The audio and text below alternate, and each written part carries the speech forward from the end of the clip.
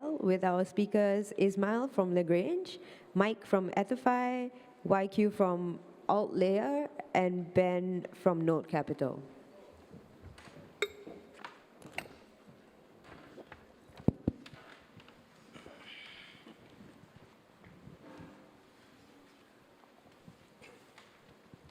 So hello, I'm very happy to be here. Today we're going to talk about attracting TVL. We have to be more precise about the dynamics between LRTs and AVSs. But let's start with a short introduction. YQ? Oh, yeah, glad to be here, and thanks for AWS invite. So YQ here, founder of AltLayer. So at AltLayer, we're basically launching like different types of rollups, either this native rollup like OP, Arbitrum, Polygon CDK, ZK stack, and on top of that, we are also launching these restate rollups, basically leveraging Eigen's shared security to perform this decentralized verification, sequencing, and also fast finality for different rollups. Hi, everyone. Mike Silagadze, I'm the founder and CEO of EtherFi. Our ultimate goal is to make DeFi easy for normal people. In the near term, the way we kind of got started is by building a liquid restaking protocol on EigenLayer, and then launched a series of products beyond that. Good afternoon, everyone. My name is Ismael. I'm one of the co-founders of Lagrange. We focus on building a ZK coprocessor. So a ZK coprocessor is a scalability solution that lets existing smart contracts on Ethereum or Ethereum-compatible L2s expand the scale of computation that they can run. So they can do things that are more expressive, and our network that is serving and generating these proofs is deployed today on EigenLayer as an AVS. So hello, I'm Ben Rothschild. I'm a venture partner at Node Capital, an early-stage crypto VC focusing on infrastructure.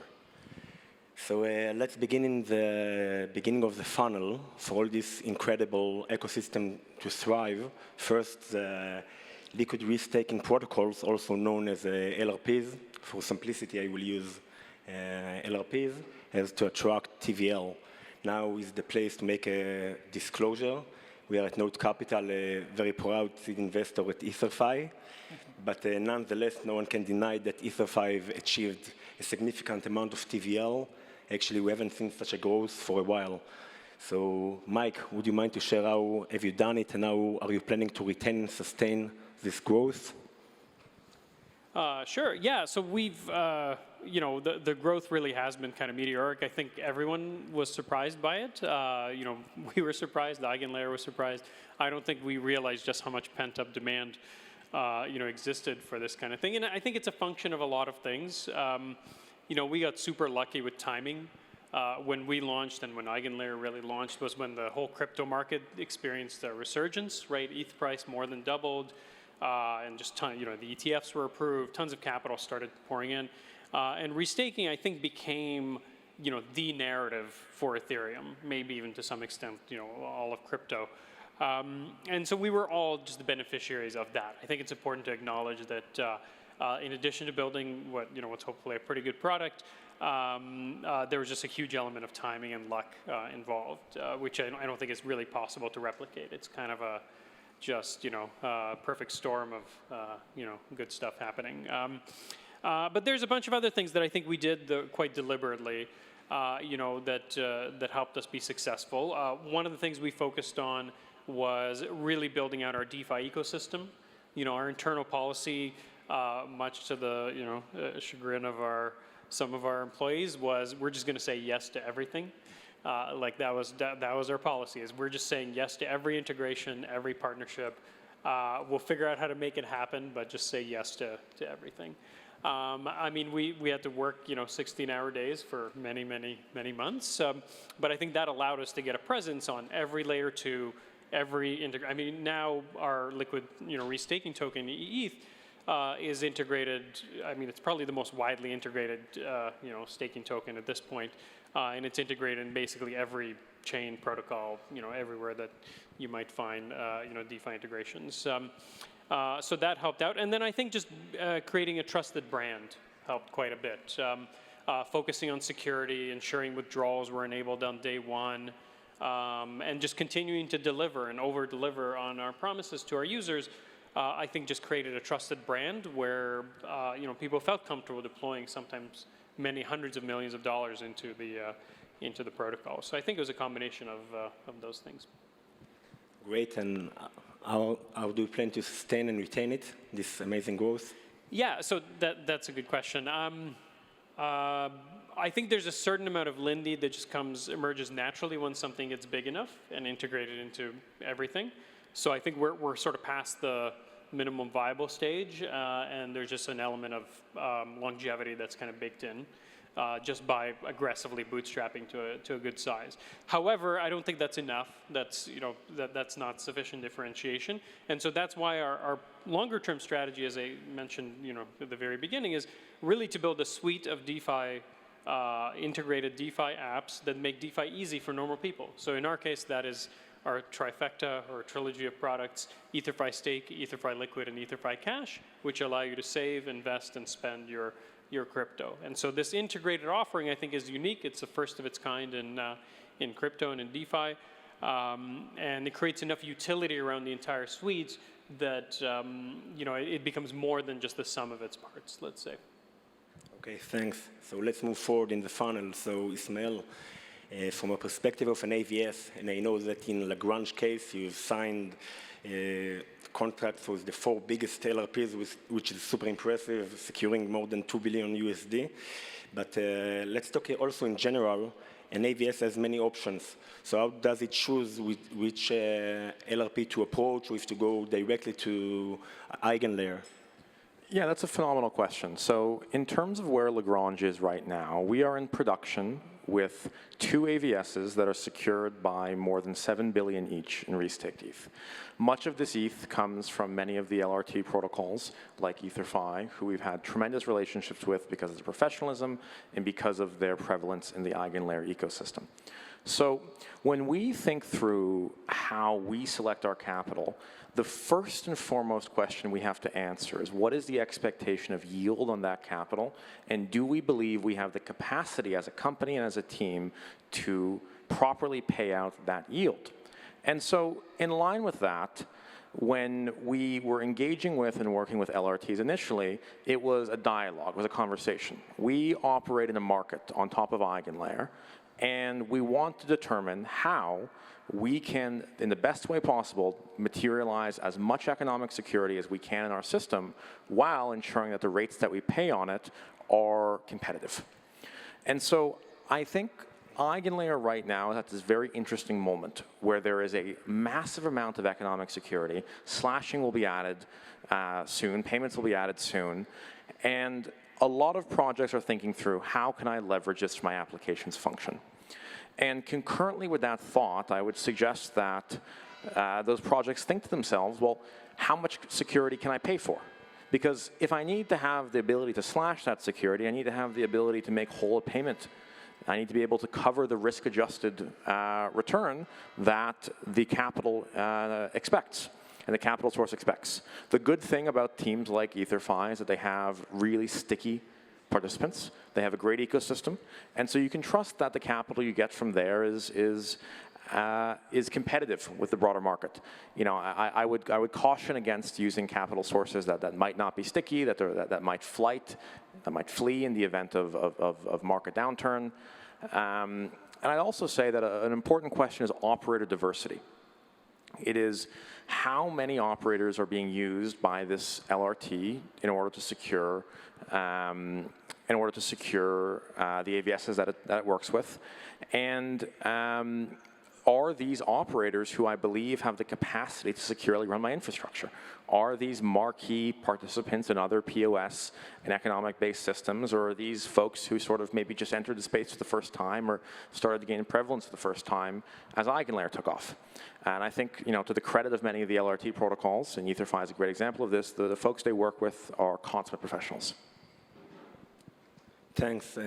Maybe one more question. How do you ensure the usage of the staked ETH on the network? Yeah, so I think when you design a mechanism that requires economic security, you have to ask, how is this security being used within my design? So to make a very concrete example, our prover network requires economic security to guarantee the liveness of participants who are generating proofs that we deliver to our customers and our end users. And so in order for us to do this, we use economic security that is sanctioned against in the event that a prover is non-compliant with their obligation to generate a proof at some point in time. And so the amount of economic security that our network uses is commensurate with the amount of proofs that the network generates. And at any point in time, the stake that an operator has actively provisioned and used within our infrastructure is the amount proportionate to the number of proofs that they have pulled from the system at some point in time. And so the capital requirements we have scale dynamically, as do the payouts and expected returns that we can deliver. Thanks. So YQ, with AltLayer's new idea of risk-taked rollups, which offer a significant value to existing rollups such as decentralization, interoperability, enhanced security, and more and fast finality.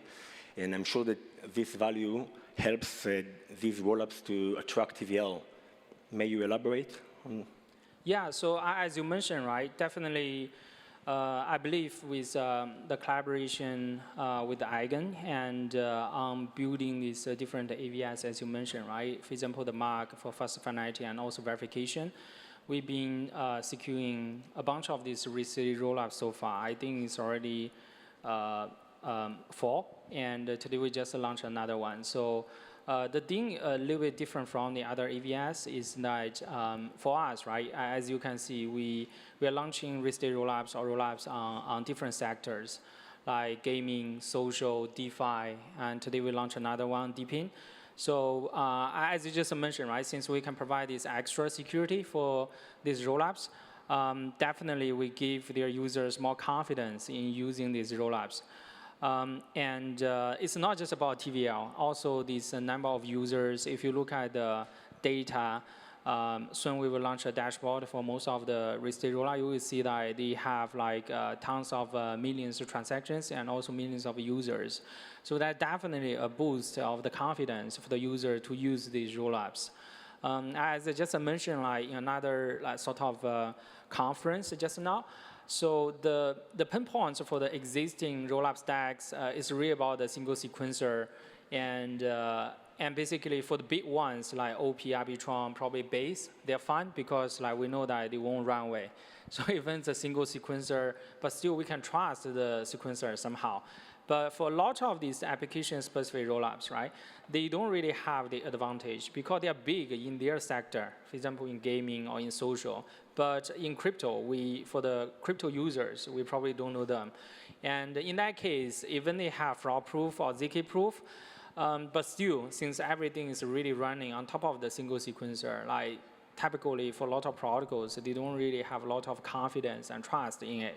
So in that case, if we can really have a separate network on the verification of the blocks, the transactions generated by the sequencer, that will be a great boost on the confidence. Like they can, basically, I can bridge my access to this L2, or I can do more interactions with the L2.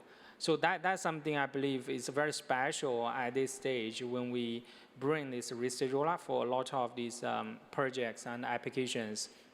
They feel like it's definitely solve some of the pinpoints beyond its scalability and also low gas fees. And that definitely something I believe right now it's sort of like very key point when we talk to these applications and why they choose us. Yeah. Okay.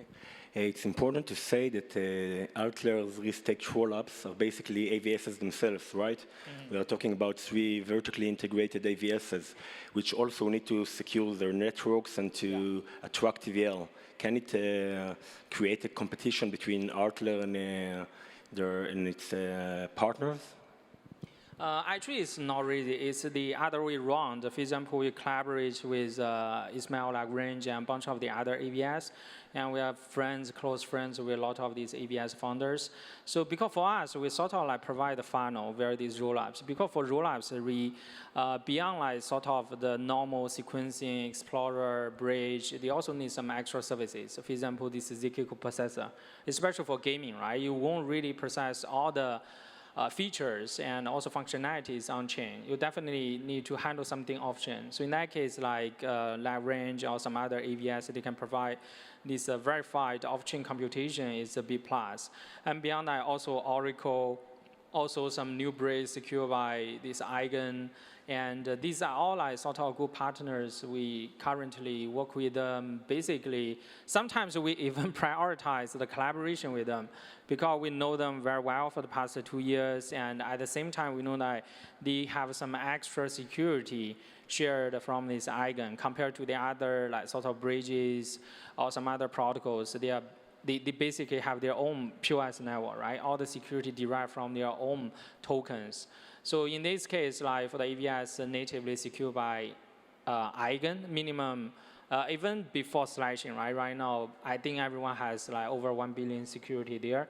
And once the slashing there, even probably TVL decreased a little bit, but we still believe the security guarantee is much better than a pure native POS network, yeah. Okay, thanks. So Mike, let's back to you. Also, the restaking liquid protocol, there's many options in which AVSs to stake in. So how do you make this decision? I mean, I think that's a very hard question because honestly, the slashing conditions, ultimately the criteria for the decision is I guess the quality of the team and the product that they're building, whether we think it makes sense long term. Because in the end, all of this stuff only makes sense if people make products that other people use and pay for, right? Unless that happens, the whole thing is just a bunch, a stupid points farm. So in order for it not to be that, we want to work with AVSs that actually, again, strong teams, good products that we think people will use, like Lagrange, I think being a good example of that. Once you get past that stage, you need to evaluate sort of the technical merits. What are the slashing conditions? What are the risks? Are you risking the whole principle or just some portion of it? Is it a thing that you can get slashed to zero instantly, or is it more of a gradual process there? These characterizations are really important. And none of this stuff is fully built out. I don't know of any AVS actually that has a fully well-developed model for what their slashing conditions are going to be. So for us, what we've started doing is we did a project with Gauntlet to do a bit of a model of how to select AVSs. We're now working with Chaos Labs to create an intake model for AVSs to assess risk and upside and so on. And I think it's just going to be a process to develop these models. And initially, it's just going to be a lot of judgment calls.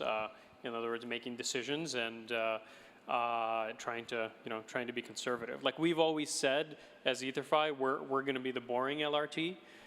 In other words, we're not going to have the highest yields, but we're also hopefully going to be the lowest chance of losing your money.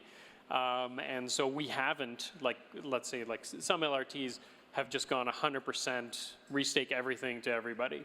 We have not done that deliberately. I think we've restaked everything to EigenDA because I think that's, it's pretty robust. And hey, we're already trusting the EigenLayer team, so might as well. But we haven't restaked everything to others. We've done more smaller chunks, and we've been much more deliberate. And the way we've designed our operators, the way we've registered them with EigenLayer and a lot of technical details, allow us much more granular control over our risk model. So, I mean, again, that's not saying much other than it's going to be a process, and we're going to be very, very careful and deliberate about it.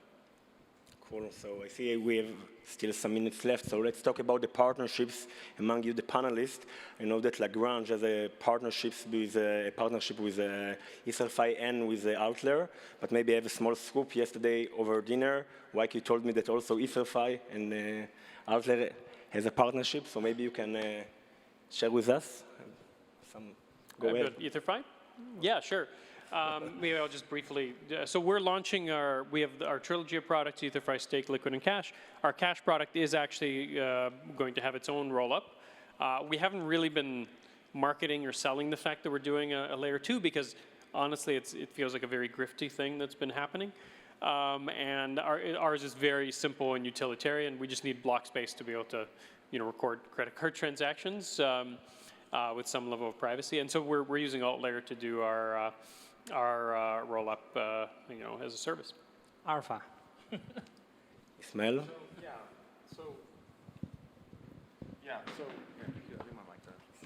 Thank you so much. Yeah, so we have a partnership in place with AltLayer and with EtherFi, as you mentioned. And so, I've known YQ for a bit of time, and we have a very high opinion of the AltLayer team and of the products that they build with their restaked rollups. And we think of scaling computation through co-processing as very synergistic with scaling computation through rollups.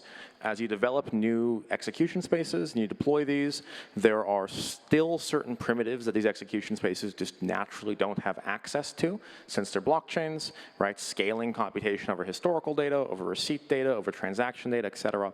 And so we have integrations in place with AltLayer to be able to offer the core co-processing functionality that we have deployed on many OP rollups and Ethereum and CDK stack, et cetera, but being able to deploy that on any restaked rollup that's created through AltLayer, such that end users can benefit from this type of computation directly from their applications, wherever those applications are placed. And we also have work that we've done with EtherFi, in particular on the delegation side, where EtherFi has delegated assets to operators within our state committee and our prover network AVSs. And we also have work that we're actively discussing with EtherFi related to using co-processing as a primitive within certain aspects of their DeFi protocols. I think one of the things I've personally been very excited about in the EigenLayer ecosystem is the foundations of restaking are collaborative. It's a multi-party system. You have a heterogeneous set of protocol participants who have relationships with a bunch of different AVSs and have the responsibility to allocate assets into pools that are being run by series of different, that are supplying capital to series of different AVSs. And so in line with that, it makes sense for AVSs to collaborate. It makes sense for AVSs to have preferred partners who they want operators to run, because effectively, if there's a slashing condition and one of your partners loses capital, you lose capital, it's a system-wide thing that affects multiple teams concurrently. Yeah, so I just give some additional points, like as Ismael just mentioned, right? There's a lot of collaborations almost on different sort of perspectives. Like for example, with Lagrange, right? We're using their ZK coprocessor. At the same time, they are basically running their prover network, right? We are also supporting them as part of the prover network. And meanwhile, in the future, when we launch some ZK rollup, we may also use their prover network to basically do the proof. Same to EtherFi, as Mike just mentioned. Apart from the bunch of EVS we launched for the restate rollup, EtherFi is as an LRT. At the same time, they also work with some operators delegated to the sort of the AVS to secure the AVS. And beyond that, for their new product, we are also happy to help to launch the rollup. As you can see, right, it's basically collaboration is everywhere. So I just feel like the Eigen ecosystem or the restaking ecosystem, all the projects are quite sticky to each other. It's really instead of to compete against each other, right now at this stage, I believe it's really to collaborate with each other and just try to build a better this kind of crypto space. Yeah. Thank you. I think the time is up. So thank you very much, everybody. Thank you. Thank you, everyone. Thanks, everyone.